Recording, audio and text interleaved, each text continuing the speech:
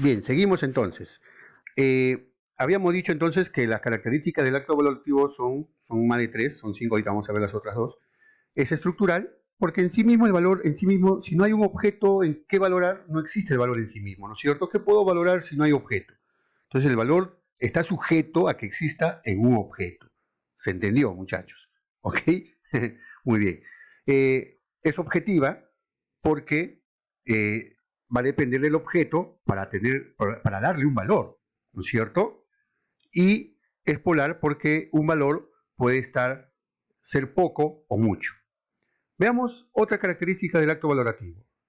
Tiene una graduación, ¿sí? Se establecen niveles de intensidad, ¿no es cierto? Es más, es muy parecido a lo polar, ¿no? Lo polar es lo extremo, ¿sí? En cambio, la graduación es entre esos dos extremos, hay pues, ¿no?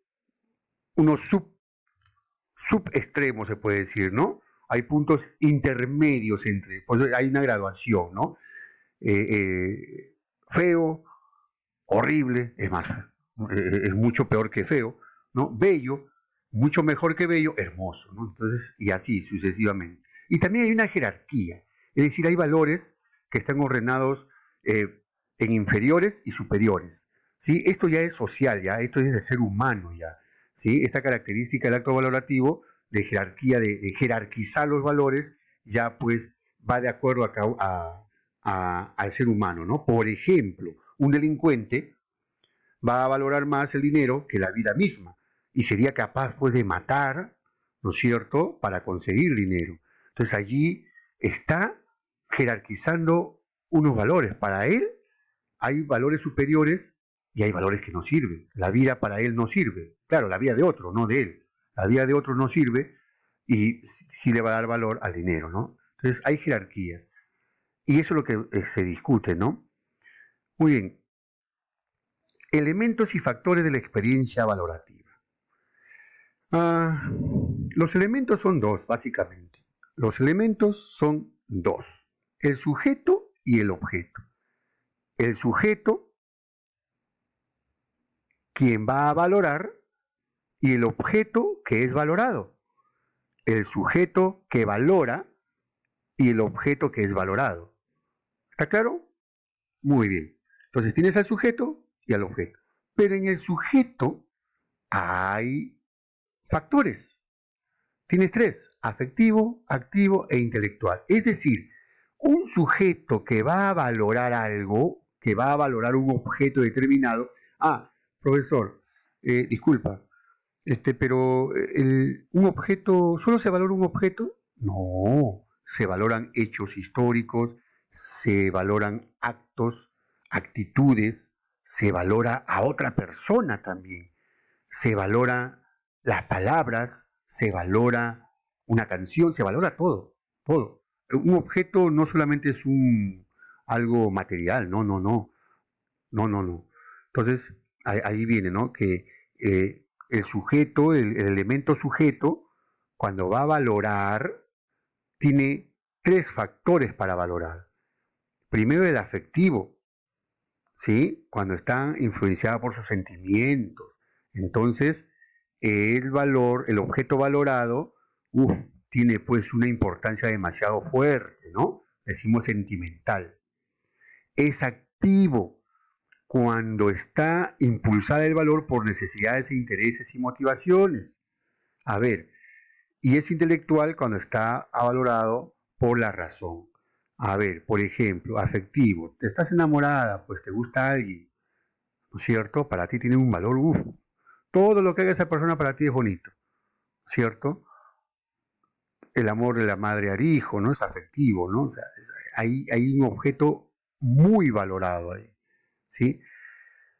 Pero hay otro tipo de relaciones de valor, otro tipo de factores, ¿no? El activo, por ejemplo, una bicicleta, un sillón que se ajusta a mi necesidad, un televisor, ¿no es cierto?, a mis intereses, etcétera, también valoro de acuerdo a esto. Puedo valorar sentimentalmente, puedo valorar de acuerdo a mi interés, ¿sí? Y puedo valorar a razonando también, ¿ok? Haciendo un proceso reflexivo. y evaluamos pros y contras sobre un objeto para darle un valor. Oye, a ver, ¿esta puerta puede servir? No, ahorita no. Pero sí, pero para pasado mañana, mira, vamos a necesitar construir un cuarto. Entonces empezamos a hacer un pequeño análisis y de acuerdo a eso decimos, ¿lo votamos o no lo votamos? Ya hay que guardarlo. Entonces, eso es intelectual, ¿no? Esta operación sirve o no sirve. Si de acuerdo a eso nosotros valoramos el objeto. Entonces, hay tres factores en el sujeto: afectivo, activo e intelectual. El otro elemento es el objeto, ¿no? El objeto está representado no solamente por las cosas materiales, le dije, sino también por el mismo hombre, animal, cosa, palabras, todo objeto concreto, abstracto, ¿no? Cosas abstractas, o una situación, un hecho, una circunstancia o una idea, eso también es un objeto. ¿Sí? No vayan a pensar que solamente pues, es algo concreto nada más. No, no, no. Todo esto representa un objeto, ¿no? El cual va a ser valorado. Bien, los filósofos también discuten sobre el problema de los valores, ¿no? Los valores, ¿cuánto de objetividad tienen los valores? ¿De quién depende para ser objetivo el valor? ¿Del sujeto o del objeto? Eso es una gran pelea, ¿sí? Hay diversas tesis. Entre las más importantes figura el subjetivismo, ¿ya? ¿Qué cosa nos dice el subjetivismo? Que cada persona tiene una manera distinta de apreciar las cosas. Existen diferentes juicios de valor sobre un mismo objeto. Un juicio de valor es subjetivo, porque una apreciación está teñida de sentimientos, deseos, intereses afectivos por cada persona. Es decir, tratar de decir que un objeto tiene el mismo valor para todos, el subjetivismo, ¿qué va a decir? Es imposible. Ese objeto tendrá distinto valor dependiendo cuántas personas se interesen en ella. Como en una subasta, ¿no? Como una subasta. A quien no le interesa, no dará nada, pues por eso. A quien le interesa demasiado, sí. Entonces, dice que entre una tesis filosófica sobre el valor es que está sujeta el valor al sujeto. Por eso se llama subjetivismo. El sujeto le da valor al objeto. Entre ellas, el subjetivismo, está el hedonismo, el eudemonismo, el utilitarismo y el emotivismo, ¿no? ¿Qué nos dice el hedonismo? Que el sujeto valora y le da valor a un objeto de acuerdo al placer que le da. ¿Sí? El representante máximo, Epicuro, Aristipo de Cirene, ¿no? Epicuro es el más conocido, ¿sí? Decía que el hombre debe buscar el mayor valor del objeto que es el placer, ¿sí? Que significa ausencia de dolor en el cuerpo. Entonces, el hedonismo significa de que el hombre no debe buscar sacrificio, no tiene por qué sacrificarse, ya que el mayor valor es el placer. Y el placer es no tener dolor en el cuerpo, ¿no? Vivir sano. Y ser imperturbable del espíritu, pues, ¿no? Es decir, no ser afectado por nada. Eso se llama el hedonismo. El principal valor, decía, el principal valor del hombre es ser placer. El eudemonismo es otra corriente que nos dice que el principal valor no es el placer, sino es la felicidad. ¿Sí? Hay muchos chicos que buscan eso, ¿no? Profesor, mi principal objetivo, mi principal valor es ser feliz. Ah, ¿cómo encontrar eso? No sabemos, pero se llama eudemonismo. ¿Sí?